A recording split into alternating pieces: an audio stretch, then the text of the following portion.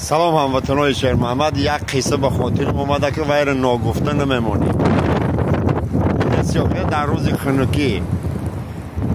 دلم شما سوخت. سحر روز یک مست خدازاده ای کجای مخز ایگان تشکیلی مخز کجا مخز انا مخل کلاویده گاه آلتیده گاه خسته آمده سه کدام بلدنوی گذاشته این خلی توف کدای زمین این همه قدر زب زد این مست همه کلده و خورده میای یکی در زمین همه اختوف میبینه و خدا داد مگه چله همه خیلی خمش میگیره که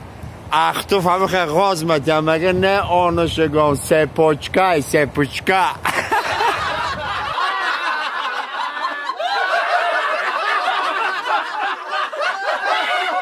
навор сохта шудагии бо дастгирии сайти 1xbet дариҷа коэффициентҳои зиёд ва бонусҳои гуногуна меёбем ки силкаш дар комментария. ҳамчунин агар бо промокоди ёвонӣ шумо регистратсия кунед барои пардохти аввалин тон 6500 рубл бонус медиҳанд.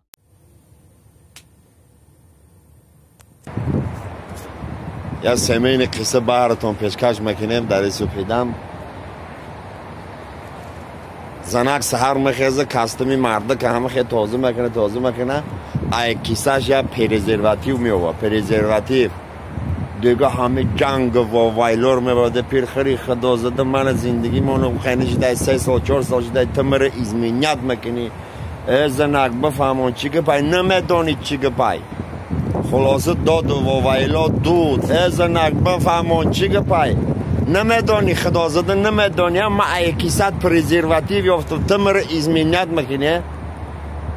گفته زنک آرام شو تو یه بار مرا گوش که در همه حیات همون پریزرواتیو استفاده بردگه